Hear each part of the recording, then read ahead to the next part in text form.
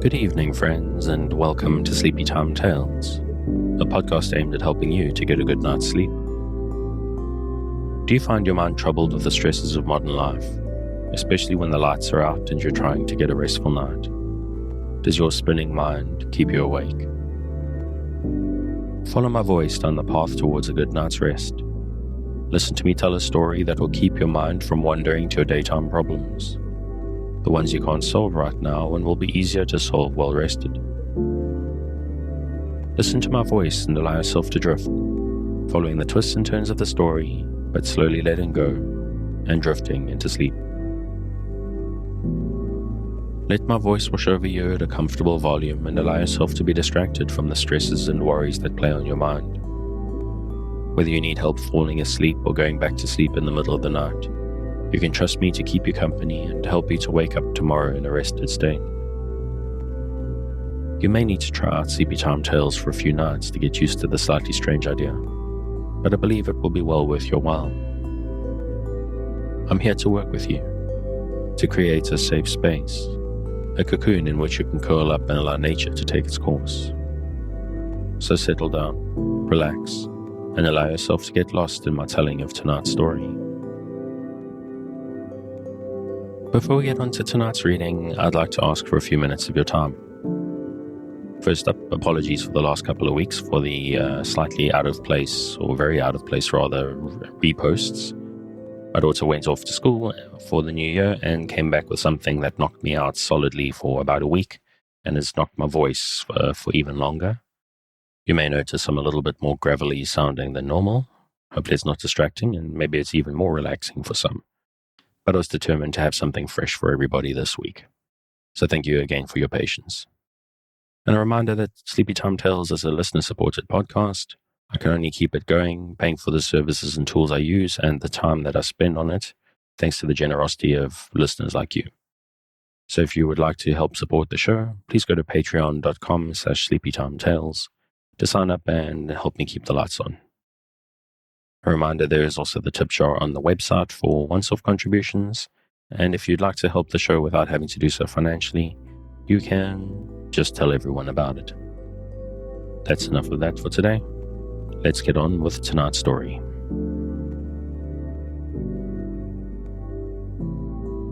We return this week to The Wood Beyond the World by William Morris. Chapter 12. The Wearing of 4 Days in the Wood Beyond the World. He rose betimes, but found no one to greet him. Neither was there any sound of folk moving within the fair house. So he but broke his fast, and then went forth and wandered amongst the trees, till he found him a stream to bathe in. And after he had washed the night off him, he lay down under a tree thereby for a while, but soon turned back towards the house, lest perchance the maid should come thither and he should miss her. It should be said that half a bowshot from the house on that side, i.e. due north thereof, was a little hazel brake, and round about it the trees were smaller, of kind than the oaks and chestnuts he had passed through before, being mostly of birch and quickenbeam and young ash, with small wood betwixt them. So now he passed through the thicket, and, coming to the edge thereof, beheld the lady and the king's son, walking together hand in hand, full lovingly by seeming. He deemed it unmeet to draw back and hide him, so he went forth past them toward the house. The king's son scowled on him as he passed, but the lady, over whose beauteous face flickered the joyous morning smiles, took no more heed of him than if he had been one of the trees of the wood. But she had been so high and disdainful with him the evening before, that he thought little of that. The twain went on, skirting the hazel copse, and he could not choose but turn his eyes on them. So sorely did the lady's beauty draw them. Then befell another thing, for behind them the boughs of the hazels parted, and there stood that evil little thing, he or another of his kind, for he was quite unclad, save by his fell of yellowy-brown hair, and that he was girt with a leathern girdle, wherein was stuck an ugly two-edged knife. He stood upright a moment, and cast his eyes at Walther and grinned, but not as if he knew him. And scarce could Walther say whether it were the one he had seen or another. Then he cast himself down on his belly and fell to creeping through the long grass like a serpent, following the footsteps of the lady and her lover. And now as he crept, Walther deemed, in his loathing, that the creature was liker to a ferret than aught else. He crept on marvellously swiftly, and was soon clean out of sight. But Walther stood staring after him for a while, and then lay down by the copse side, that he might watch the house and the entry thereof. For, he thought, now perchance presently will the kind maiden come hither to comfort me with a word or two. But hour passed by hour, and still she came not. And still he lay there, and thought of the maid, and longed for her kindness and wisdom, till he could not refrain his tears, and wept for the lack of her. Then he arose and went and sat in the porch, and was very downcast of mood. But as he sat there, back comes the lady again, the king's son leading her by the hand. They entered the porch, and she passed by him so close that the odour of her raiment filled all the air about him, and the sleekness of her side nigh touched him, so that he could not fail to note that her garments were somewhat disarrayed, and that she kept her right hand, for her left the king's son held, to her bosom to hold the cloth together there, whereas the rich raiment had been torn off from her right shoulder. As they passed by him, the king's son once more scowled on him, wordless, but even more fiercely than before. And again the lady heeded him naught. After they had gone on a while, he entered the hall and found it empty from end to end, and no sound in it save the tinkling of the fountain, but there was a victual set on the board.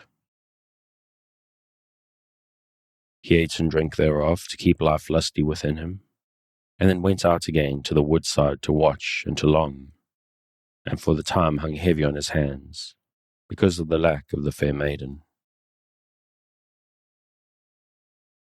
He was of mind not to go into the house to his rest that night, but to sleep under the boughs of the forest. But a little after sunset he saw a bright-clad image moving amidst the carven images of the porch.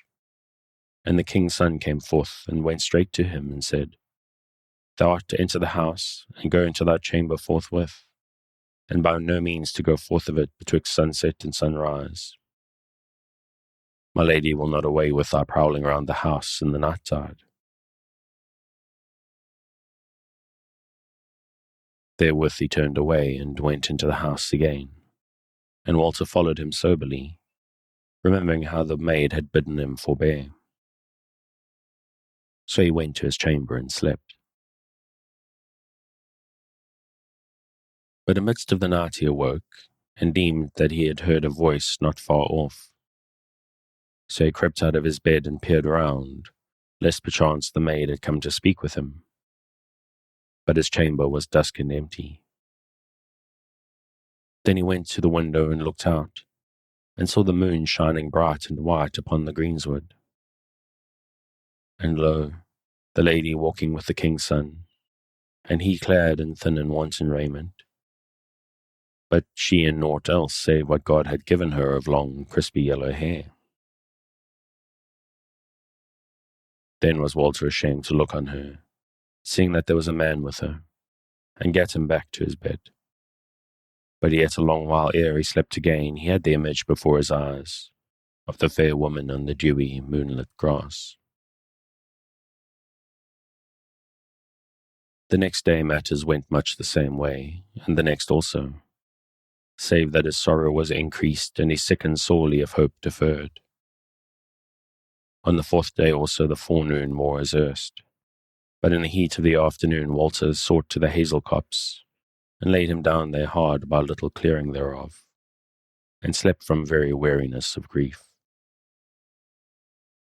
There, after a while, he woke with words still hanging in his ears, and he knew at once that it was they twain talking together. The king's son had just done his say, and it was now the lady beginning in her honey-sweet voice, low but strong, wherein even was a little of huskiness. She said, Otter, be it were well to have a little patience, till we find out what the man is, and whence he cometh. It will always be easy to rid us of him. It is but a word to our dwarf king, and it will be done in a few minutes. Patience, said the king's son angrily. I wot not how to have patience with him, for I can see of him that he is rude and violent and headstrong, and a low-born wily one. Forsooth, he had patience enough with me the other even, when I rated him in, like the dog that he is, and he had no manhood to say one word to me. Soothly, as he followed after me, I had a mind to turn around and deal him a buffet in the face, to see if I could but draw one angry word from him. The lady laughed and said, Well, Otter, I know not. That which thou deemst dastardy in him may be but prudence and wisdom, and he an alien, far from his friends and nigh to his foes. Perchance we shall yet try him what he is. Meanwhile I rede thee try him not with buffets, save he be weaponless, and with bounden hands, or else I deem that but little while shalt thou be fain of thy blow. Now when Walther heard her words, and the voice wherein they were said, he might not forbear being stirred by them, and to him all lonely there they seemed friendly.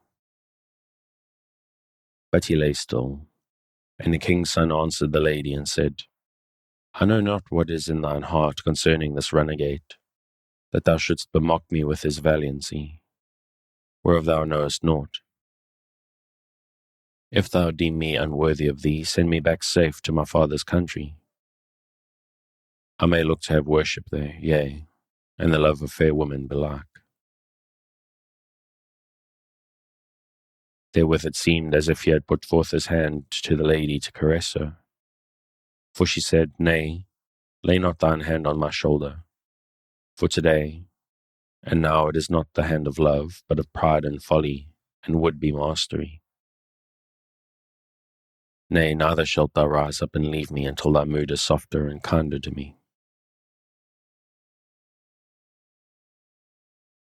Then was there silence betwixt them a while, and thereafter the king's son spake in a wheedling voice, My goddess, I pray thee pardon me, but canst thou not wonder that I fear thy wearing of me, and am therefore peevish and jealous?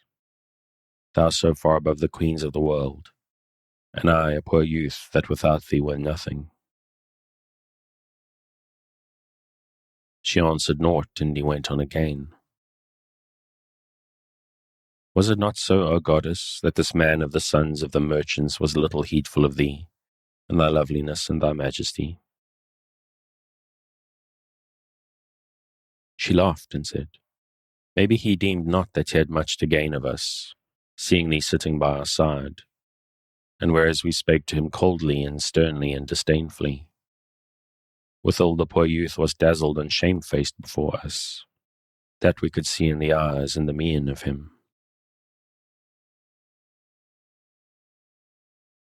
Now this she spoke so kindly and sweetly, that again was Walther all stirred thereat, and it came into his mind that it might be she knew he was anigh and hearing her, and that she spake as much for him as for the king's son.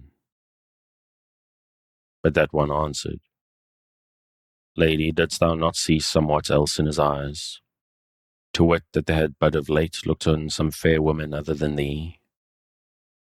As for me, I deem it not so unlike that on the way to thine hall he may have fallen in with thy maid.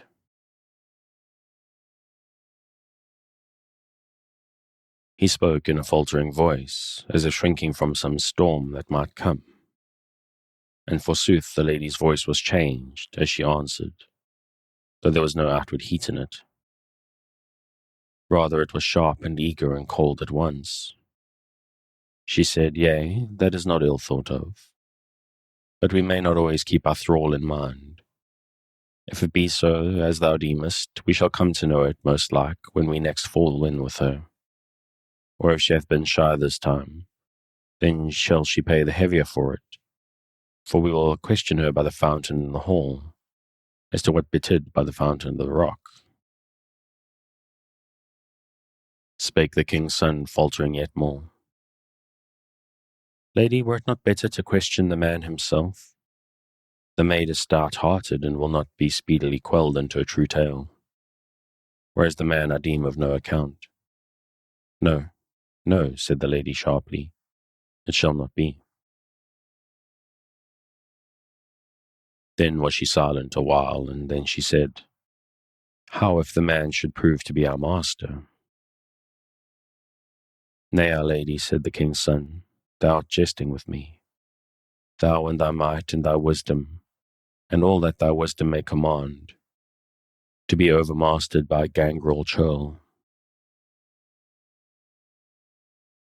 But how if I will not have it commanded, king's son, said the lady. I tell thee I know thine heart, but thou knowest not mine. But be at peace, for since thou hast prayed for this woman, nay, not with thy words I wot, but with thy trembling hands and thine anxious eyes and knitted brow, I say, since thou hast prayed for her so earnestly, she shall escape this time. But whether it will be unto her gain in the long run, I misdoubt me. See thou to that, Otto, thou who hast held me in thine arms so oft, and now thou mayest depart if thou wilt.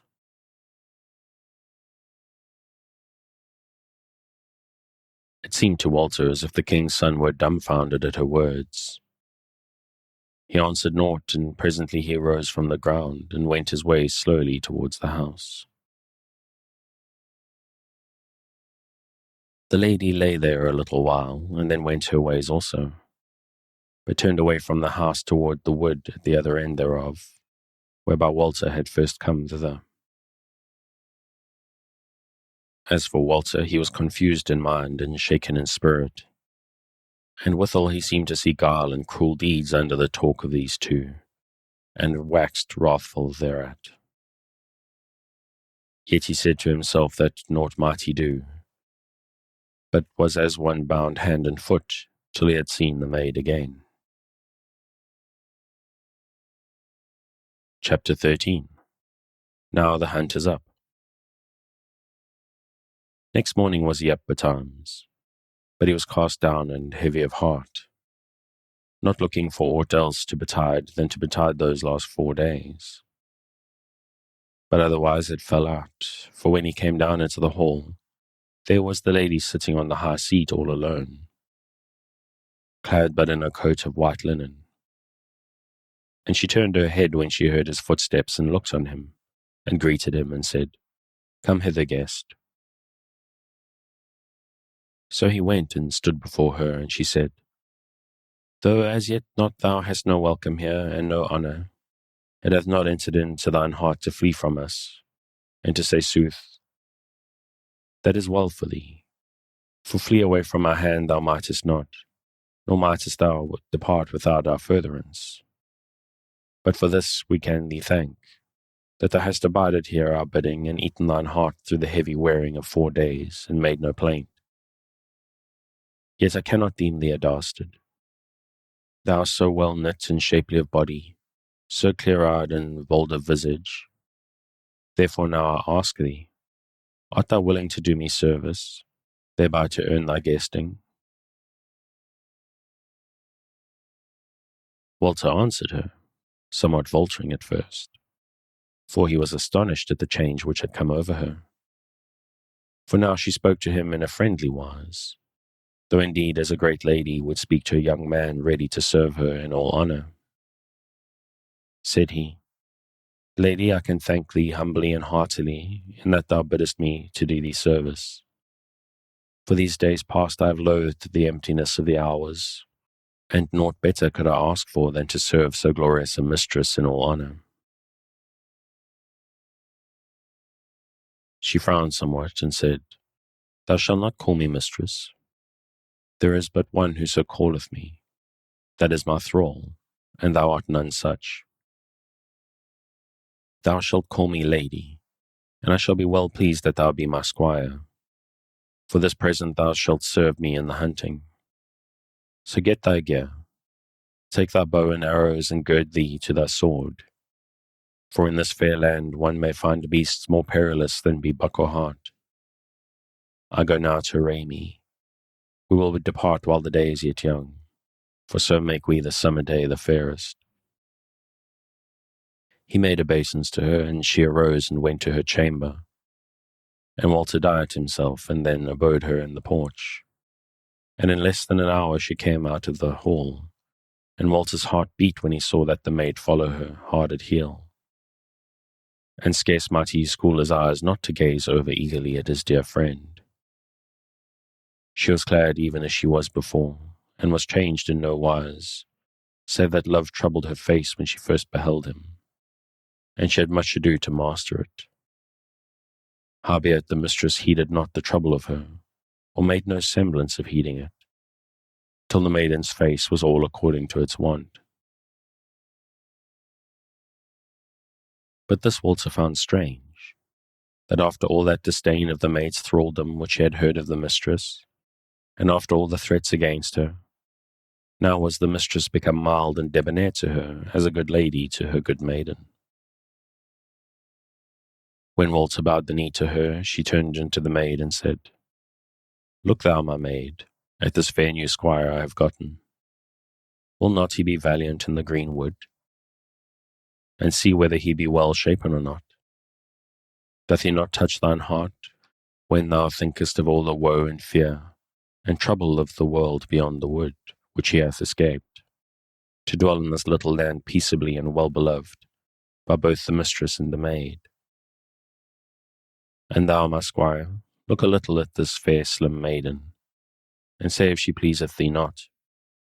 Didst thou deem that we had anything so fair in this lonely place?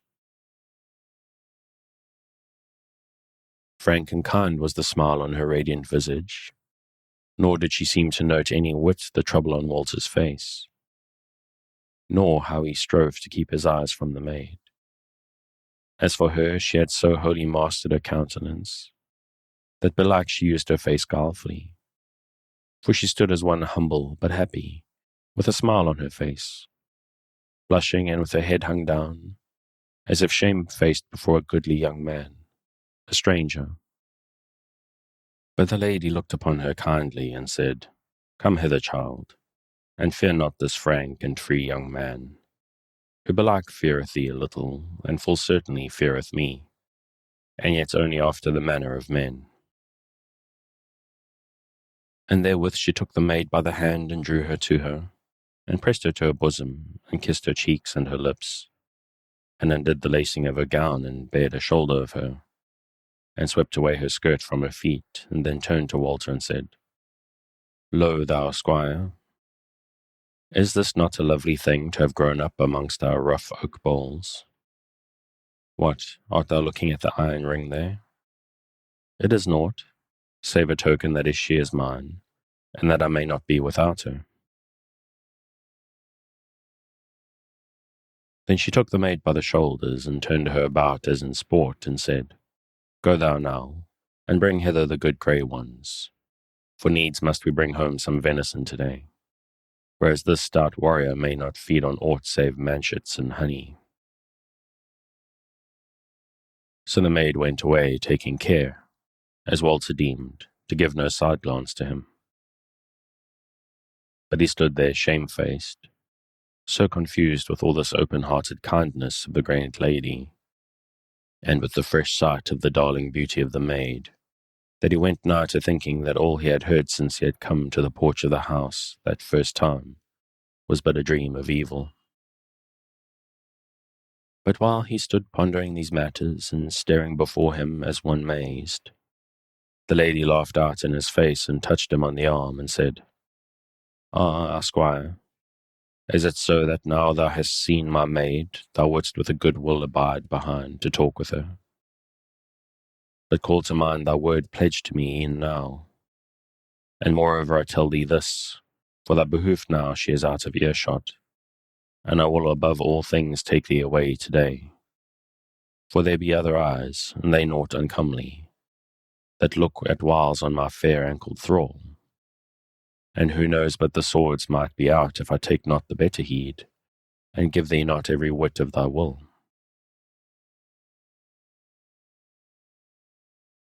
As she spoke and moved forward, he turned a little, so that now the edge of that hazel coppice was within his eye-shot, and he deemed that once more he saw the yellow-brown evil thing crawling forth from the thicket. Then, turning suddenly on the lady, he met her eyes, and in one moment of time to find a far other look in them than that of frankness and kindness, though in a flash they changed back again. And she said merrily and sweetly, So, Sir Squire, now art thou awake again, and mayest for a little while look on me. Now it came into his head, with that look of hers, all that might befall him and the maid if he mastered not his passion, nor did what he might to dissemble. So he bent the knee to her, and spoke boldly to her in her own vein, and said, Nay, most gracious of ladies, never would I abide behind today since thou farest afield. But if my speech be hampered, or mine eyes stray, it is not because my mind is confused by thy beauty, or the honey of kind words which floweth from thy mouth. She laughed outright at his word, but not disdainfully, and said, It is well spoken, squire, and even what a squire should say to his liege lady when the sun is up on a fair morning, and she and he and all the world are glad. She stood quite near him as she spoke. Her hand was on his shoulder, and her eyes shone and sparkled. Sooth to say, that excusing of his confusion was like enough in seeming to the truth. For sure never creature was fashioned fairer than she. Clad she was for the greenwood as the hunting goddess of the Gentiles, with her green gown gathered unto her girdle and sandals on her feet, a bow in her hand and a quiver at her back. She was taller and bigger of fashion than the dear maiden, whiter of flesh and more glorious and brighter of hair, as a flower of flowers for fairness and fragrance. She said, Thou art verily a fair squire before the hunt is up, and if thou be as good in the hunting, it will all be better than well, and the guest will be welcome. But lo, here cometh our maid with the good grey ones. Go meet her, and we will tarry no longer than thy taking the leash in hand. So Walther looked and saw the maid coming with 2 couple of great hounds and the leash, straining against her as she came along. He ran lightly to meet her, wondering if he should have a look or a half whisper from her, but she let him take the white thongs from her hand, with the same half smile of shamefacedness still set on her face, and, going past him, came softly up to the lady, swaying like a willow branch in the wind, and stood before her, with her arms hanging down by her sides. Then the lady turned to her and said, Look to thyself, our maid, while we are away. This fair young man thou needest not fear indeed, for he is good and leal. But what shalt thou do with the king's son, I wot not. He is a hot lover, forsooth, but a hard man, and whiles evil is his mood, and perilous both to thee and me. And if thou do his will, it shall be ill for thee, and if thou do it not, take heed of him, and let me, and me only, come between his wrath and thee. I may do somewhat for thee. Even yesterday he was an instant with me to have thee chastised after the manner of thralls. But I bade him keep silence of such words, and jeered him and mocked him, till he went away from me peevish and in anger. So look to it that thou fall not into any trap of his contrivance. Then the maid cast herself at the mistress's feet, and kissed and embraced them, And as she rose up, the lady laid her hand lightly on her head, and then turning to Walther, cried out, "Now, squire, let us leave all these troubles and wiles and desires behind us, and flit through the merry greenwood like the Gentiles of old days." And therewith she drew up the laps of her gown till the whiteness of her knees was seen, and set off swiftly toward the wood that lay south of the house. And Walther followed, marvelling at her goodliness. Nor durst he cast a look backward to the maiden, for he knew that she desired him, and it was her only that he looked to for his deliverance from this house of guile and lies. Chapter 14. The Hunting of the Heart. As they went, they found a change in the land, which grew emptier of big and wide-spreading trees, and more beset with thickets. From one of these they roused a hart, and Walther let slip his hounds thereafter, and he and the lady followed running. Exceeding swift was she, and well-breathed withal, so that Walther wondered at her, and eager she was in the chase as the very hounds, heeding nothing the scratching of briars or the whipping of stiff twigs as she sped on. But for all their eager hunting, the quarry outran both dogs and folk, and gat him into a great thicket, amidmost whereof was a wide plash of water. Into the thicket they followed him, but he took to the water under their eyes, and made land on the other side. And because of the tangle of underwood, he swam across much faster than they might have any hope to come round on him, and so were the hunters left undone for that time.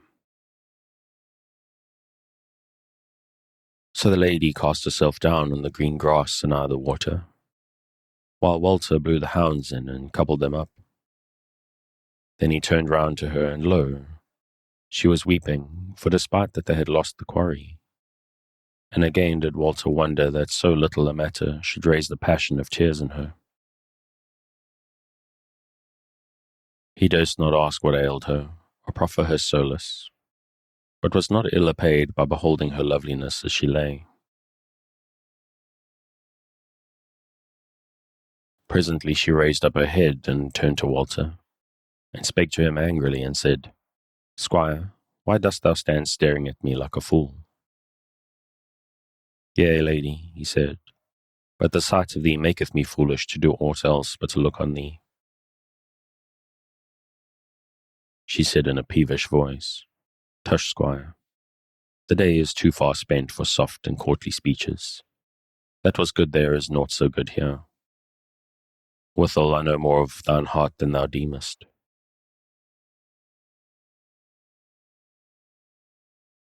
Walther hung down his head and reddened, and she looked on him, and her face changed, and she smiled and said kindly this time, "Look ye, squire, I am hot and weary and ill content, but presently it will be better with me, for my knees have been telling my shoulders that the cold water of this little lake will be sweet and pleasant this summer noonday, and that I shall forget my foil when I have taken my pleasure therein. Wherefore go thou with thine hounds without the thicket, and there abide my coming. And I bid thee look not back as thou goest, for therein were peril to thee. I shall not keep thee tarrying long alone." He bowed his head to her, and turned and went his ways. And now, when he was a little space away from her, he deemed her indeed a marvel of women, and well nigh forgat all his doubts and fears concerning her, whether she were a fair image fashioned out of lies and guile, or it might be but an evil thing in the shape of a goodly woman. Forsooth, when he saw her caressing the dear and friendly maid, his heart all turned against her, despite what his eyes and his ears told his mind, and she seemed like as it were a serpent enfolding the simplicity of the body which he loved. But now it was all changed, and he lay on the grass and longed for her coming, which was delayed for somewhat more than an hour. Then she came back to him, smiling and fresh and cheerful, her green gown let down to her heels. He sprang up to meet her, and she came close to him, and spake from a laughing face. Squire, hast thou no meat in thy wallet? For me seemeth I fed thee when thou wert hungry the other day. Do now thou the same by me. He smiled and lighted to her, and took his wallet, and brought out thence bread and flesh and wine, and spread them all out before her on the green grass, and then stood numbly before her. But she said, Nay, my squire, sit down by me and eat with me, for today we are both hunters together. He sat down by her trembling, but neither for awe of her greatness, nor for fear and horror of her guile and sorcery. A while they sat there together after they had done their meat, and the lady fell a-talking with Walther concerning the parts of the earth and the manners of men, and of his journeyings to and fro. At last she said, Thou hast told me much, and answered all my questions wisely, and as my good squire should, and that pleaseth me. But now tell me of the city wherein thou wert born and bred, a city whereof thou hast hitherto told me naught. Lady, he said, it is a fair city and a great city, and to many it seemeth lovely, but I have left it, and now it is nothing to me. Hast thou not kindred there? Said she. Yea, said he, and foemen withal, and a false woman waylayeth my life there. And what was she? Said the lady. Said Walther, she was but my wife. Was she fair? Said the lady. Walther looked on her a while, and then said, I was going to say that she was well nigh as fair as thou, but that may scarce be. Yet was she very fair. But now, kind and gracious lady, I will say this word to thee. I marvel that thou askest so many things concerning the city of Langton on Holm, where I was born, and where are my kindred yet? For me seemeth that thou knowest it thyself. I know it, I, said the lady. What, then? Thou knowest not, said Walther. Spake the lady, and some of her old disdain was in her words. Dost thou deem that I wander about the world in its cheapening steads like one of the chapmen? Nay, I dwell in the wood beyond the world and nowhere else. What hath put this word into thy mouth? He said, Pardon me, lady, if I have misdone, but thus it was. Mine own eyes beheld thee going down the quays of our city, and thence a shipboard, and the ship sailed out of the haven. And first of all went a strange dwarf whom I have seen here, and then thy maid, and then went thy gracious and lovely body. The lady's face changed as he spoke, and she turned red, and then pale, and set her teeth. But she refrained her and said, Squire, I see of thee that thou art no liar, nor light of wit. Therefore I suppose that thou hast verily seen some appearance of me. But never have I been in Langton, nor thought thereof, nor known that such a stead there was until thou namest it even now. Wherefore I deem that an enemy hath cast the shadow of me on the air of that land. Yea, my lady, said Walther, and what enemy mightest thou have to have done this? She was slow of answer, but spake at last from a quivering mouth of anger. Knowest thou not the saw, that a man's foes are they of his own house? If I find out for a truth who hath done this, the said enemy shall have an evil hour with me. Again she was silent, and she clenched her hands and strained her limbs in the heat of her anger, so that Walther was afraid of her, and all his misgivings came back to his heart again, and he repented that he had told her so much. But in a little while all the trouble and wrath seemed to flow off her, and again she was of good cheer, and kind and sweet to him, and she said, But in sooth, however it may be, I thank thee, my squire and friend, for telling me hereof. And surely no white do I lay on thee. And moreover, is it not this vision which hath brought thee hinder? So it is, lady, said he. Then we have to thank it, said the lady, and thou art welcome to our land. And therewith she held out her hand to him, and he took it on his knees and kissed it. and then it was as if a red-hot iron had run through his heart, and he felt faint and bowed down his head. But he held her hand yet and kissed it many times, and the wrist and the arm, and he knew not where he was.